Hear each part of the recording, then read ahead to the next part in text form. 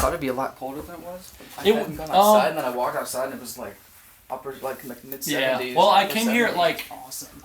I had to grab my drums before the rehearsal, and I came here at like 11, and it was pretty freaking cold still down here. Oh yeah. This is like a cave, man. Even in the summertime, like I mean, you've been out here, like it never gets super hot. Yeah, it's not insulated either. Yeah, but like just kind of having like the ground there doesn't make it so crazy. Well, Jeff Meloen, in your drum room. Heck yeah. Surrounded by all kinds of stuff. What kind of kits do you have up here? I got what's that brand? Barton drums, so that's just the logo head for Brian Hurd. Oh man, you got the mounted. Oh man, that's awesome. Yeah, the buffalo's kind of the logo for this tour, and he asked me if I wanted my initials on it. I was like, sure. So that was cool. Let me kind of keep it a little personalized, even though it's his logo. Yeah. And then I got a few of those Barton drums, and then this is my first kit. I've had this one since high school, and I moved to Nashville with only these blue drums here. I like that navy blue kind of grayish look to it. They're not even matching, like they're so faded, but like when I moved to Nashville, those were the only drums I had, and yeah, I'll never sell them. Like I've been getting rid of a bunch of stuff, but those will always be here. Are you typically use like Remo heads? Is that what you like to run? Yeah, lately, they're great. So you got you can't go wrong. Bass. Yeah, those have the original heads still from high school, and like I was playing Evans, I guess, that day. Okay. Or whenever in high school, so. Those also miles on it. Yeah, no kidding, dude. Is that a dampening ring around it? Yep, it's a completely. Well, yeah. About to say what was. Completely shredded off over the years. But it still sounds awesome. I'm surprised that thing hasn't even broke yet. Yeah, big thing. I started drumming in middle school, and the big thing for me was dampening pads and like those little blue rectangular gummy things. Oh, the moon gels. Yeah. They make them clear now. Okay. That's why I've been using. It's the future. Yeah. Clear moon gels. Yeah, but that was a big change for me. I just had some like beginners like four or 5 piece. I swapped out all the heads and all the cymbals. They were so cheap and everything. Yeah. But that's what's up. Yeah, and because of my living situation currently, I can't drum. Just going from like apartment to swapping around. I don't have my own place to or the money to really get any drums. It's an expensive hobby. Yeah, it is. We didn't pick the easiest instrument. Yeah. If I had a guitar, well, I mean, I do, but like, if I was really a guitar player, it wouldn't matter. I could. Yeah. They make these little amps in your phone. You can plug and play anywhere. Yeah. So with drums, it's like, oh man, if I would have known when I was 11 years old how hard it would be to be a drummer. Like as far as like how much crap you have to like actually have. Versus like having a guitar and an amp or whatever. Yeah. Or how many times I'm be loading stuff in. I probably would have been like, you know what? Maybe I'll play soccer. How much setup it was. Yeah. Yeah, well that's compared to like a bass player just walks in. Yeah, so you have so you started around, like you and Fritz were pretty young when you got into percussion, but it wasn't until, like the drum line where things really got crazy for you. But like I guess like as early back as it goes is like did school I guess introduce you to percussion is when you started Yeah, I started in like 6th grade band class. I mean, it's pretty, I guess, common. But there's this weird thing I always knew, like in elementary school. Like, I always knew that I was going to play drums. But I always just was like, for some reason, I was like, I can't start until like in middle school when I start band class. But I always knew, for some reason, I think my older brother, Daniel, had a friend who lived in our neighborhood, and he would come over. And he brought like a snare drum over one day. And I'd never seen like a drum in person. And like he was just hitting it. He didn't even know how to play it, but it was just so cool. And I think that's why I started playing drums. Just my brother's friend who I thought was cool had a snare drum. I was like, I'm going to do that when I can. Yeah. So, yeah. Yeah, well, Fritz was telling me a lot of stories about you guys growing up and all the band teachers that you had and all like something about going to a Smashing Pumpkins concert and getting back at the last minute. Oh yeah. Just like right after a concert. Yeah.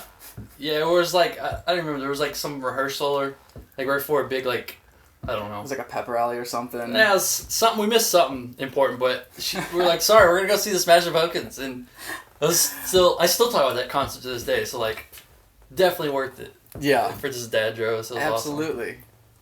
Because the one in Nashville is sold out, so it had to be the one in Memphis. Yeah, well, Memphis, I think it's like the Mud Bowl. I don't know if you've been there. Mm-mm. It's like this little amphitheater like across the river. I don't remember what it's called, but it's still there. I saw it recently. Okay. Yeah, that was awesome. Explosions in the Sky opened up. Have you ever listened to them?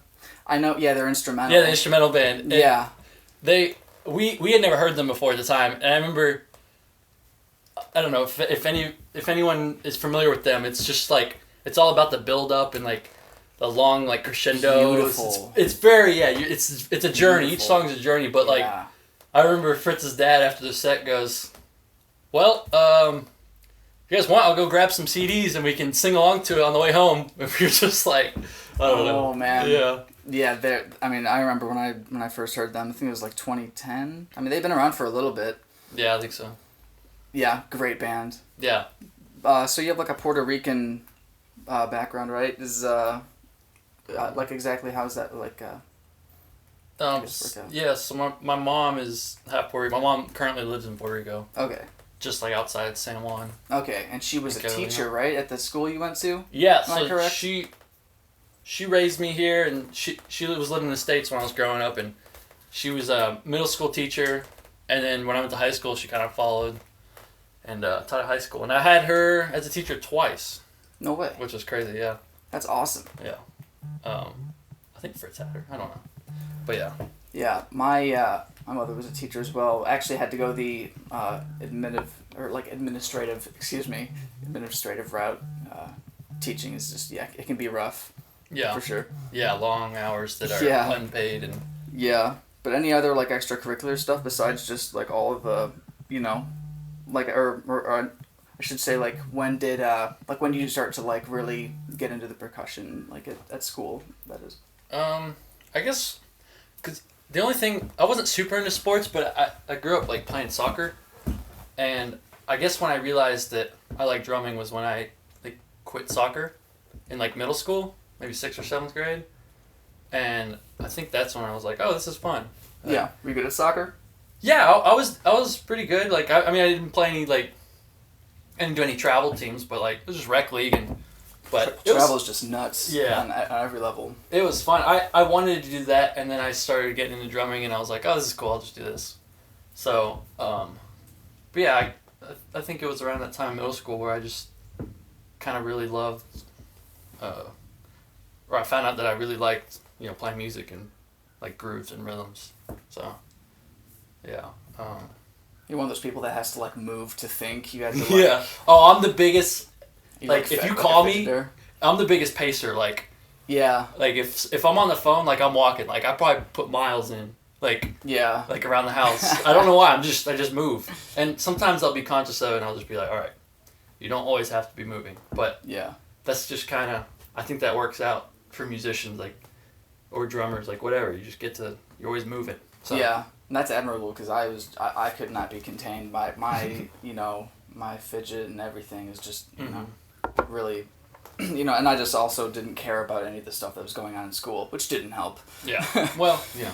Yeah, but having a mom in education is actually it's huge because they just have so much insight and they can guide you and in my opinion, because I was advised not to go to college really, and it was a great decision actually. I would have failed miserably. It would have been awful. So it's it's just not for some people. Mm-hmm. I went to the trade school route, and I'm a mechanic to this day. Yeah.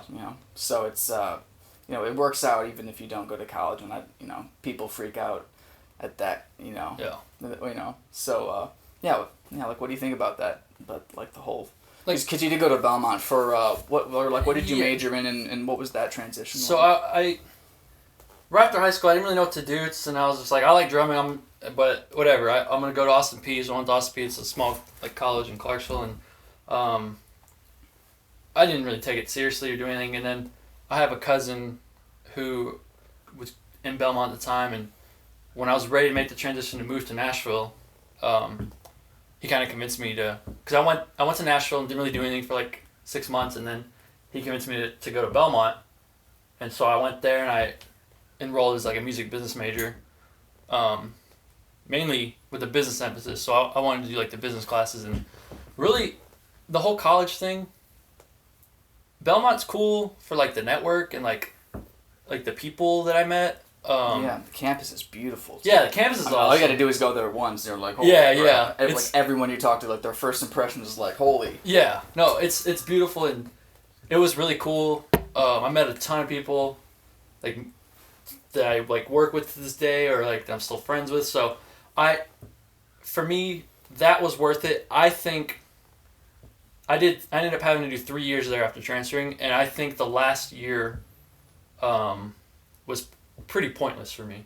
Like, there was no point in me graduating. Like, I think I got what I needed from it in, like, the first 2 years there. That's what you know what I mean? That's what I seem to get from a lot of Belmont students. Yeah. But... I mean, you made it on the other side, and it, you know... Yeah, and that's great. I just kind of stuck with it, just because, you know, it's like, well, I've already gone this far, like, might as well finish. I mean... Yeah. I mean, if someone would have called me, like, hey, we're going on this tour, I, of course, would have, you know, left. But I just ended up finishing, and it was really... Like, the degree, like, whatever, I have a business degree, like, I don't know what I'm going to do with that. Like, yeah. Like, you don't need to go to college to do business, so... Yeah. But it was a good experience, besides. Yeah. And that's, where you formed NR3, right, basically? Is that how... Yeah, I found... Like so Niles Ricker, I guess we started the Niles Ricker trio, he transferred also, so Niles was in my transfer group. So I met him day one, like, first day at Belmont. And... we had the same shoes on. No way. And we made a joke. They may have been like, he may have had like gray ones. I had black ones. They're like Vans or something. And he was like, nice shoes. And I was like, oh shit, man. Oh yeah, there we go. Still wearing the Vans. There we go. And I was like, nice shoes, man. And then we got talking and I was like, what do you do? He's like, play guitar. And I was like, cool, I play drums. So what kind of music you like? And he was like, Gary Clark Jr. and like blues rock, like Black Keys. And I was like, there we go. We're in. I like this guy. We're going to be friends. So... from day one, we just were like, all right, man, we got to get together and jam. Because we didn't know anyone. And we met from day one, and we had that common interest of shoes and Gary Clark Jr., so we hit it off right away. And then we started a band for, 2 years? Yeah.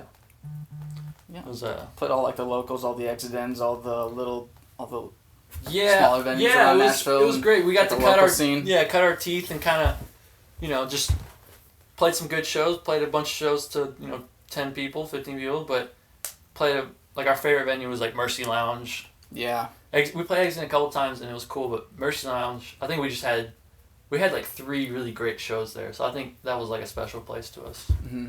But yeah, I mean, we played all those clubs a bunch of times. Yeah. Is that also where you got really into like your, I guess your brands with like Barton and like, innovation and all that stuff? Yeah, so somehow, I have no idea, I was able to build those relationships with, I think all of them while I was playing with Niles, like, I was still in school and, Innovative Percussion to make drumsticks, and they're based in Nashville, so I knew some of those guys from high school just through drumming and stuff, so I had a relationship with them, and then, like, Peisty Cymbals, we kind of connected on Instagram. They reposted one of my videos, and that was like the first time that we kind of started building our relationship. And I had a friend, shout out Vince Williams. He was with Innovative, and he just sent an email to his rep, Peisty. He just sent an email to his rep and like, hey, check out Jeff. Like, you've reposted one of his videos before, and then like nothing. I didn't hear anything back. I was like, dude, thank you so much for sending the email. Like, I really appreciate that. I didn't expect to hear anything back, and I didn't. And then, like, randomly, I'm in, like, this math class at Belmont, and, like, I get an email, and it was, like, from Peisty. Wow, I keep saying that wrong. It was from Peisty, and it was, like an endorsement offer. And I'm sitting here in math class, and I get this email. I'm like, well, I'm done for the day. And, like, I just kind of checked out, and, like, I was just reading the email and going through the contract. Making money in college? What? Yeah. Well, there's no money. There's just discounts, but yeah. So that was cool. Nice. So you did like a lot of, like in this room, and back when you were up there, you did a lot of like I guess Instagram videos as well. Like that was that was another grind that you had. Yeah. Is that what you were talking about? Like they reposted one of those. Yeah, they reposted one of those videos. It was a basement video. It wasn't. Yeah. Oh, okay, I thought it was like an NR3. No, I mean we with Niles, I mean, we were just playing local clubs. I don't even think we may have played Franklin. Like we played local, basically Nashville. But like, I got you. Yeah, it was just from posting stuff on Instagram and having some relationship with people. That's all that really is. Yeah. That whole, I mean, it's like anything, but it's all about the relationships there, and yeah. Yeah. They were. Yeah, posting the videos. I mean, this room and even the basement when I was there. That was crucial, in my career. And Like the plywood look is consistent across. Yeah. I mean, the look's cool. But some people like when you see the video, it's like I guess you don't really know sometimes what the background is. Like if I put a weird filter on it too. Yeah. And like people have come over and they're like, "Oh, this is where your like videos are from." Like, yeah. It's literally like a wooden box. Like, you know what I mean? That's hilarious. Nothing going on. Yeah, well, that's just this house in general. Well, it's just constantly under construction. You see the tree fell out there and demolished the porch. And there's a branch out there. I bet we can see it from here. That's like totally. Oh, I haven't seen that one. Yeah. So many trees in this property. It's crazy. But I will say, like, very fortunate to have this as a practice place. Even I don't live in this house anymore, but it's very fortunate for me to have a place like this, and it's been really. I wouldn't be able, without the space. I don't think I'd be in the same place. Yeah. Because it's so hard. Like guys are sharing like 4 drummers in one like locker room, at like Diamond Sound Studios, and they're they're texting each other like, "Hey, is anyone at the studio? Like I gotta drop by." But that's like in North Nashville, and like. Yeah, it's just a lot, cramped. And it's like cramped, and it's a lot. When I've been to one of those rooms where these tiny little, I don't even know what size, 6x9 or something. And it's like, they got 4 drum kits. Like you can't even walk to like the back, and it's like crawl over stuff. Yeah, you're like jumping over people's gear, and like people are hanging out there, and it's like, I don't want people hanging around my gear. You know what I mean? Yeah. When space is limited, I know, but I mean, you got to do what you got to do. Yeah. So, very fortunate that this space has worked out. For real.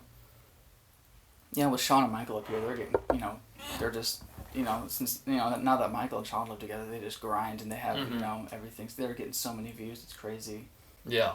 Yeah, what's your take on, like, the whole, like, media shift that's been going on with, with, like, music and everything? Man, I think it's great. Most everything that I've done, I can trace back.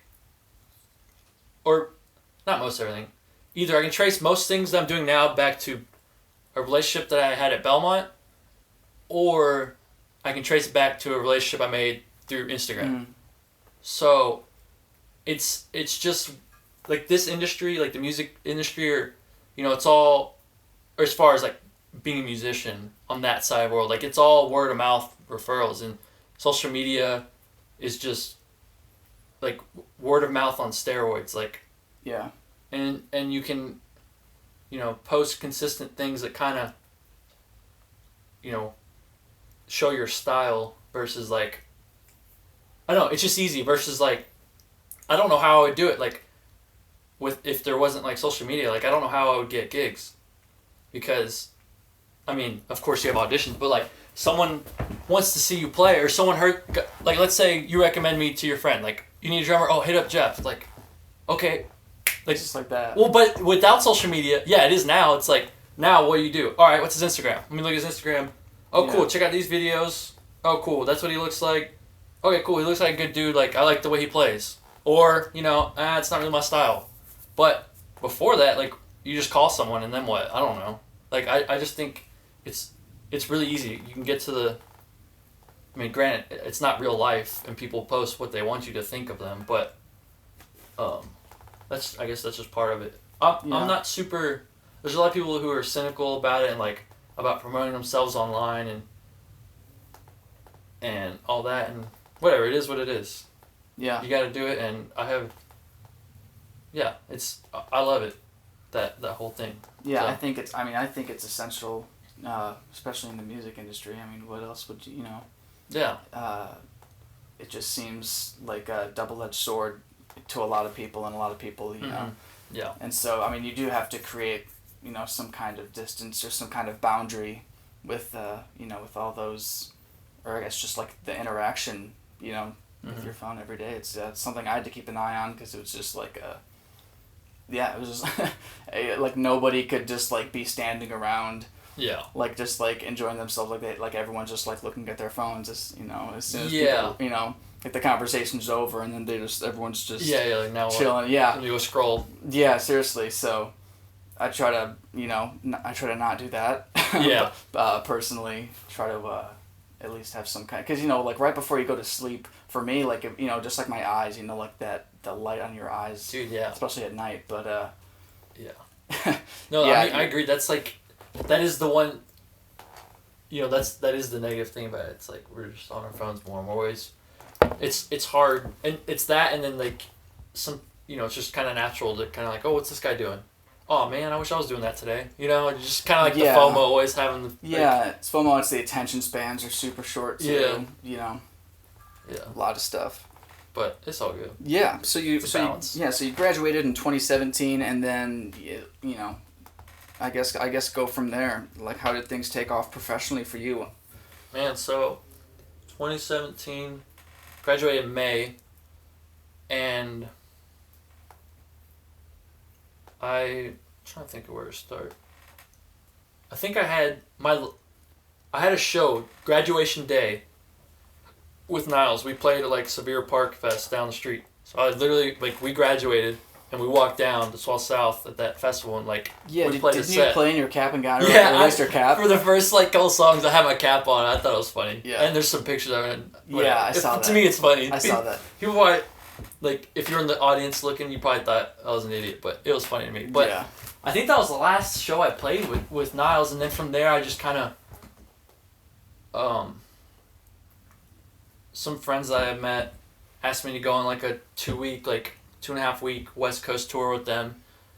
This was like June or July, and so I went on this like super indie, like, low budget tour. We were just roughing it, and it was fun. We had a blast. I got to see like Portland and Seattle for the first time, and like all those places. So that was kind of like right out of that summer rev. And then when I got home, I never really wanted to do like the hired gun thing, like tour someone calls you and you just play for them and you just kind of that. So that was kind of like my dipping my toes in that world. Like, it was still a band. It wasn't like playing for an artist, but it was, music that I didn't record, that I'm playing live. Yeah. And so that was kind of my dipping my toes in that. And then when I got back from that little 2-3 week run, a few weeks later, I got an offer to do my first like couple shows with a country artist. And at this point, I'm like, well, sure, why not? Let's see what that's like. I already did this. I already just did a couple weeks playing with a band that, kind of like the hired gun thing. So you wouldn't have to adapt your style to anything crazy. Yeah. If that's in your wheelhouse, you already have a pretty simple setup. Yeah. Well, that's kind of what I found out. So the first weekend of me playing country music was with this artist named Andy Velo, and I didn't know what to expect at all, and I had to cram. I had never learned like 30 songs like super quick, so I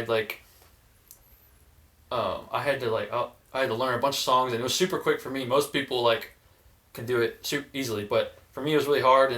But I put in the time, and I didn't know what to expect. But the first show, we were opening up. We were in like Louisiana, like deep south, and we were opening up for this guy named Colt Ford, and he's kind of like, he kind of like has hip hop elements, kind of like raps over some country stuff. Okay. Whatever, hip hop is what they call it. So we were opening up for him, and again, this whole world, that whole world at the time was like foreign to me, and I was like, well, this is different, but I'm gonna go into it with an open mind and see what happens. And then we do that show, and like you're saying, the music, Andy's music it's like kind of southern rock country. So like you said, it's in the wheelhouse. It's all just kind of rock, like 2/4 grooves, like pretty straightforward stuff. And we do this show, and there's like maybe 800,000 people in this club down in Louisiana, and man, they were loving it. I had a blast, and I was like, oh cool, this is what this is like. Like, this is like the same thing I've been doing. And then I got home that weekend, and I got a Venmo, and like my rent was paid for. You know what I mean? And I was like, oh, that's how this works. Cool. I like this. I'm getting paid. Like I never really gotten paid before. Like Yeah. So I was like, cool. All right, I'll keep doing this. And I kept playing with him, and I was open to the country thing. I had never played it before. Never played on Broadway, so I don't know any like classic country songs. And at the time, and didn't grow up listening to country music. Yeah. So I just surrounded by it in Nashville, and I was open to it, and ended up being, like you said, pretty similar to what I do, like just kind of rock and roll drums at this point. Yeah. At least live, like, so it was easy enough. And then from there, I was with Andy. That was like August, September, and I got a call one weekend when we were out for an artist he saw like my friend Andy recommended me to him, and he saw my Instagram videos and was like, man, you kind of got this like John Bonham thing going on. Like, I'm really looking for like a rock guy. Like, do you, like, blah, blah, blah, are you available? Like, I'm looking for a new drummer and all that. So, yeah. At this time, like, I was still just, let me just try out. I didn't intend to be a hired gun for country music, but I was like, let's try it out. Like, I'm kind of on this path. Let's just see what happens. So, yeah. That's kind of how that all started. Cool. And are you like against the double bass pedal at all? Because you only stick to single, like pretty religiously. I think I heard. I thought maybe I might be wrong, but years ago I thought I heard something that you just like are adamantly not for double bass pedals, or at least you were. Yeah, I just don't have a need for it in the music that I like. Yeah. And the music that I play. I just don't have a need for it. Like metal drumming, I mean, that's some of the hardest stuff. Yeah. I've ever heard. That's wicked. That stuff, it's more on this. No, some people are gonna take this the wrong way, but it's more on the athletic side of things than the musical side of things to me. Yeah. And I don't mean stamina with. Yeah, that's all I mean. The stamina. I'm not disregarding that as an art form. I'm just saying, in order to be able to do that, I would be sitting in my room with a practice pad kit doing double bass, and I would be doing this, right foot, left foot. I'd be doing this all day long, and at that point, and you can't take weeks off from practicing because then you lose those chops. So it's like cardio. Yeah, you lose like your mini like cardio and your feet. So like, it's just too much to keep up with. Yeah, and I just at the end of the day, it's not for me. It just never really appealed to me. So yeah, at one point, it was kind of fun, but yeah, I never looked at it like that. Yeah, more athletic side of it. It definitely is because like it's all about, the genre. They've just pushed things so far that it's like all about. Well, I mean, I'm sure it's not, but like some of that stuff. Speed and like, it's crazy. I can't do that for an hour and a half. I can barely like play these like mid-tempo country songs for an hour and a half, and then I can't imagine like playing fast blast beats and metal drumming for an hour.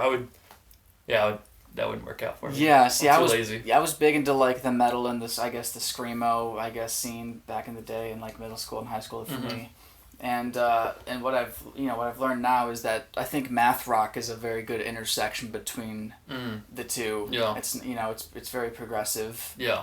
But like I just admire a lot of the artists because they're so smart and they're so like it's just some of those guitarists are crazy. It's very technical. Yeah, they are very musically. Yeah. Very musically. Yeah, but that's where I think that math rock comes in for me because the metal. I don't think that a lot of the screamo that was going on, didn't age too well, in my opinion. There's still some of those records, because I was pretty into some of that stuff. Not, it wasn't super metal, but it was kind of like that, yeah. And some of those I've gone back and listened to, and yeah, you're right, but some of them, they're still, I put them on, like, if I throw on Every Time I Die, I don't know if you're listening to them, I put on Every Time I Die record, like, I'm ready to go. Like, I don't care what I'm doing, like, it just pumps me up, like, those records are still great. Yeah, so like Lamb of God. Oh, yeah, I got them a little bit. I think they just got rid of their drummer, Chris Adler. Oh, wow. Yeah, I haven't kept up with any of that, but... Oh, I mean, yeah, Fritz just told me a while ago. Oh, wow. Chris Adler has this is the first time I've seen anyone use, like, a double bass pedal, like, practice pad, like you were talking about. Oh, yeah. And he was going through, like, a bunch of exercises. I was saying, I was like, oh, my gosh. He was crazy. Like, I don't want to have to do exercises. Like, Like, my practice pad is there, and it doesn't leave there.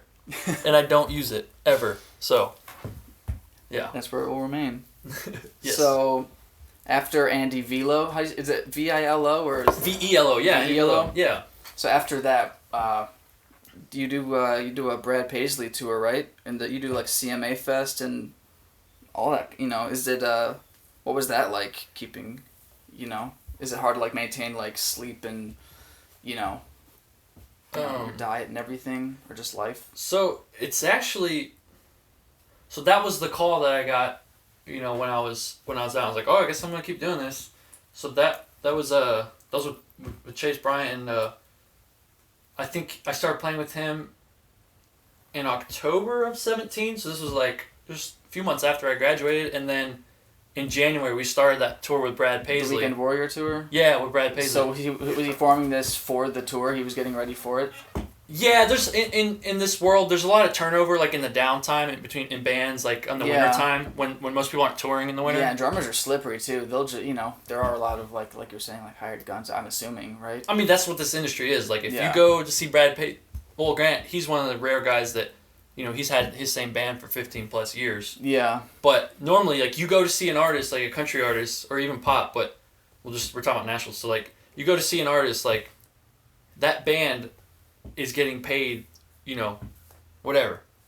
They're not taking a cut of the show or merch, they're not part of, the name that is that artist or that company. So, it's all hired guns. So, yeah, I mean, you can get hired in the blink of an eye, and you can be let go in the blink of an eye. Yeah. That's kind of how it goes. But back to, like, the touring, this was my first time. So that was my first, that Brad Paisley tour was really my first tour ever. And I was very fortunate to be on that tour from January to April of 2018. And it's actually, like, with the way national tours work, it's really not that hard. Like, I sleep great on the road. On that tour, there's 3 meals catered every day, tons of options, salads, like veggie options, fish options. Yeah, it's all inclusive. Yeah, and we travel on a tour bus, so we leave at midnight, so we'll hang out and then go to sleep, and we wake up, and we get to lay down like in our bunks in our beds, and we wake up the next morning, and we're at the venue. So I just slept, and I don't have anything to do until noon. You can sleep as long as you want.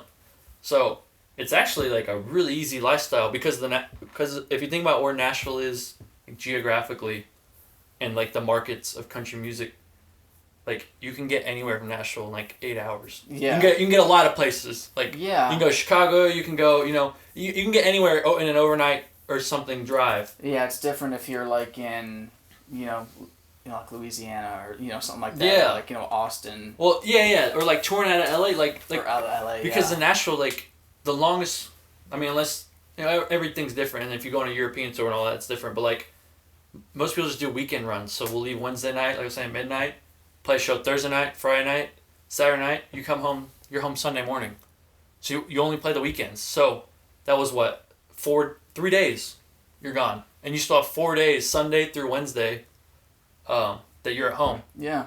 Versus, so there's not really any real tours out of Nashville. Like, it's all weekend runs. So it's not like, I'm on this tour, I'll see you guys in like a month and a half. Yeah. Versus like, if you're out in LA or something, like, you get hired, hey, can you do this tour? It's 6 weeks long. Here's your blah, blah, your weekly pay and all that. So that's why it's called the Weekend Warrior Tour. Yeah, that's why it was called that tour, yeah. Brad Paisley has like 6 buses that follow him around, right? He has like...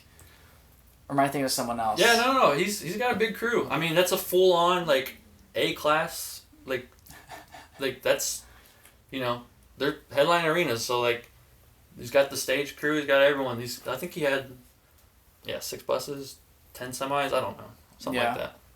Yeah. But a lot of people, man, it's a traveling circus, for sure. So, yeah, I mean, do you get nervous before those huge arena shows, or is it, just kind of routine?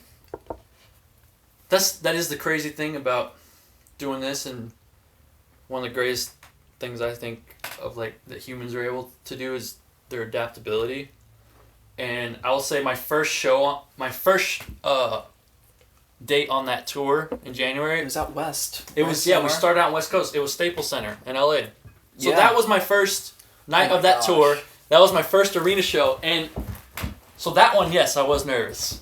We're like sitting in the green room, and I'm just probably fucking pacing or something, and like, we start taking shots where it's kind of, because I think everyone was a little nervous, and that one I will say, I was a little nervous, but it's you step up there, and as soon as I started playing, it all went away. It's like, this is awesome. Like, this is what I signed up for. This is why I'm here. Like this is it. Let's like, just this is enjoy easy. it now. Yeah, we're having fun. Like, so it was just the buildup of like all of December and January. Like, oh, we're gonna be playing Staples Center, and that's my first night on the tour. Yeah. And like we had these rehearsals for a week. Deal. And so but after that, man, like I'm saying, like, it was just now it's just what it is. It's just another show now. Yeah. I don't take it for granted, but I mean like, to me, it's all the same now. Yeah, it was nice coming back to like Bridgestone Arena because that was like right like in the middle of it, so you didn't even have to right there. Man, that one was just fun. That was just your family and everyone go. Yeah, my dad came. That'd be special. But yeah, it was really cool. Yeah, that's of course one of those bucket lists. Like, that was one of those full circle. Like the first show I ever saw, like, went and saw Red Hot Chili Peppers there with Fritz actually, good friend Fritz. And it was just crazy, because I think that was in like 7th or 8th grade. So it was just crazy. Like, I was just remembering like that kid watching Chad Smith throw his drumsticks like as high as he can, like, and he wouldn't even try and catch them. He would just throw them up. He was just like screwing around and having fun. Like, and I just remember watching that and like, yeah. So then to go back there and be able to play was pretty special. So that was cool.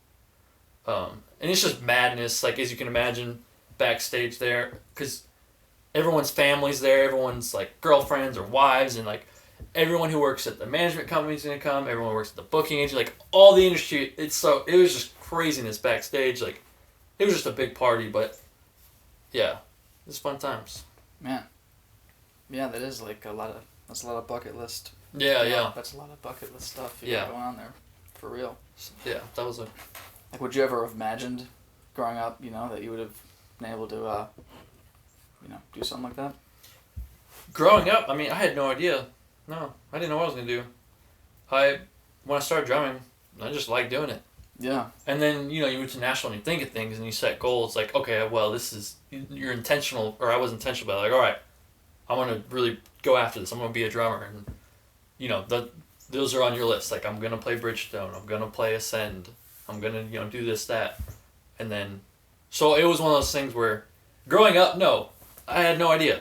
When I was watching Red Hot Chili Peppers at Bridgestone the first time, like, I had no idea that I'd be doing that. Yeah.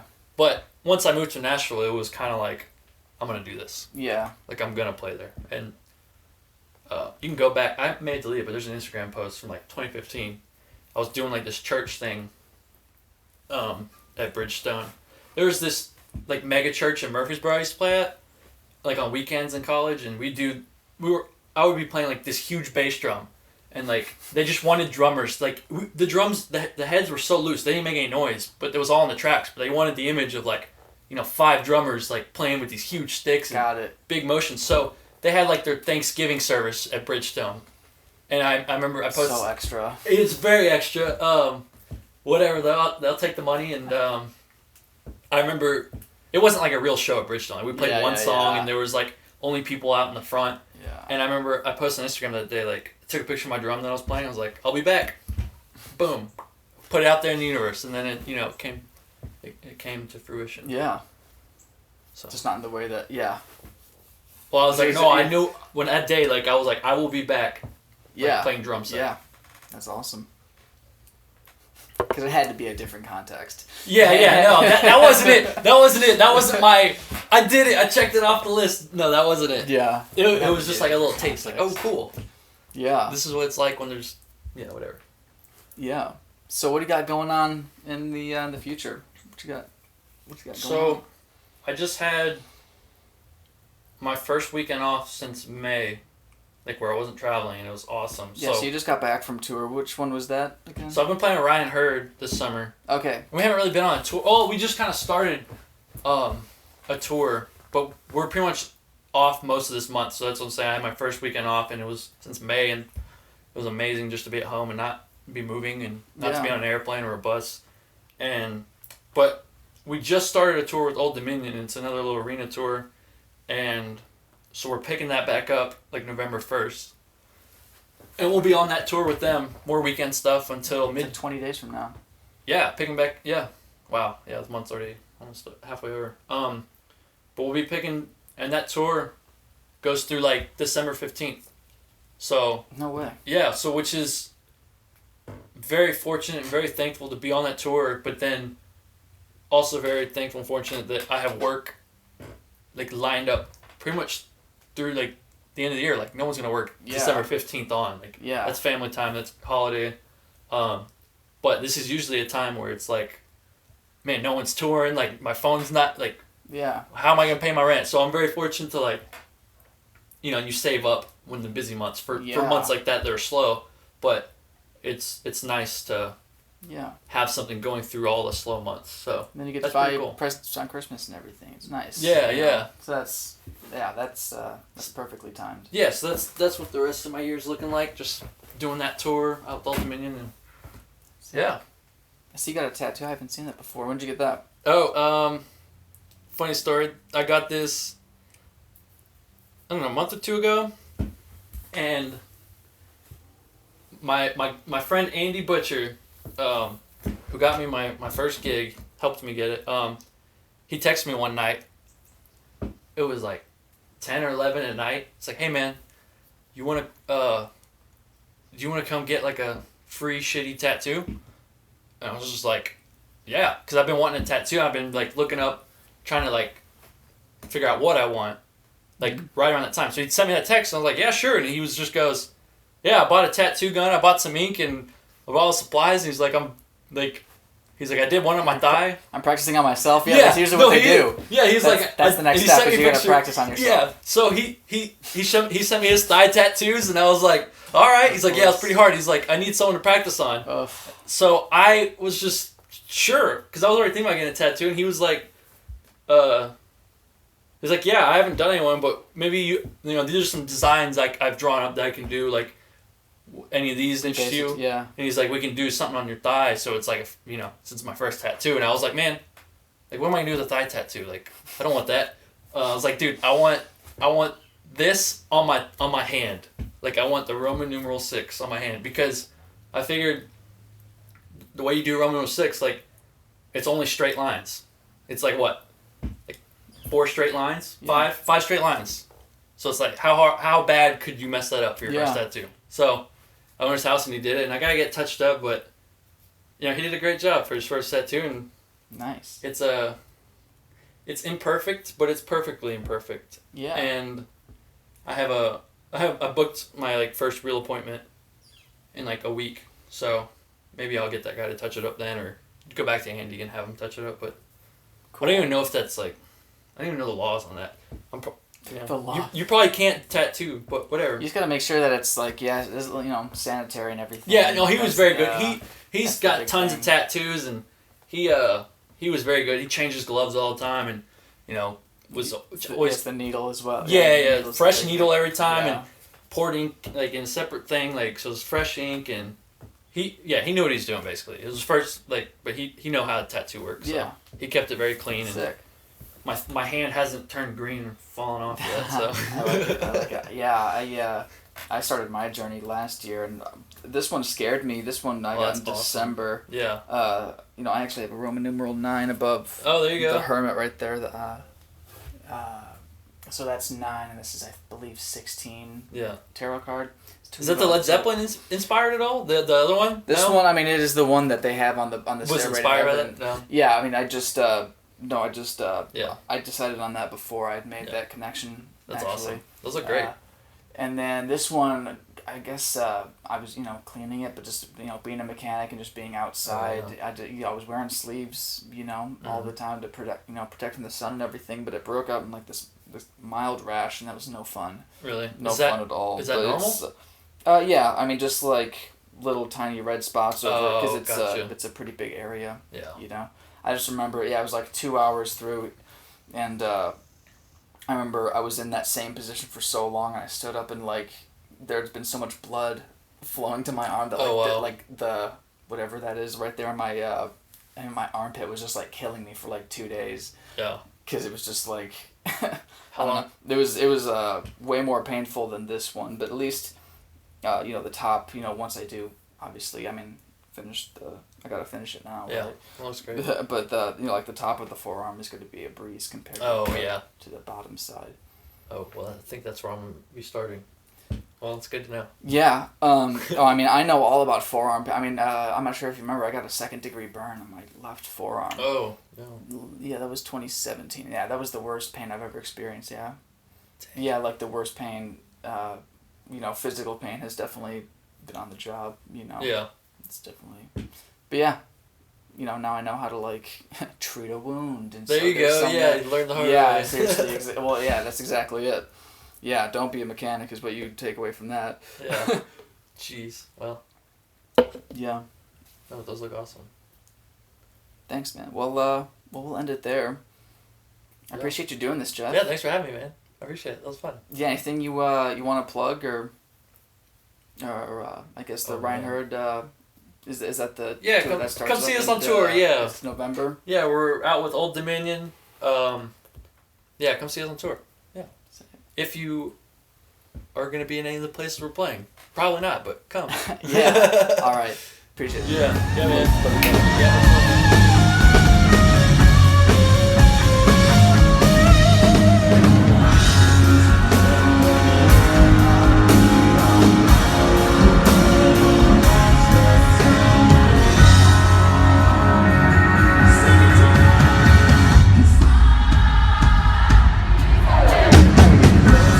Get up and are immediately like, oh my god, what the fuck? And then Ethan's like, Jeffrey. I thought it was him. I thought I was totally fucked. That shit cracks amazing. up, dude.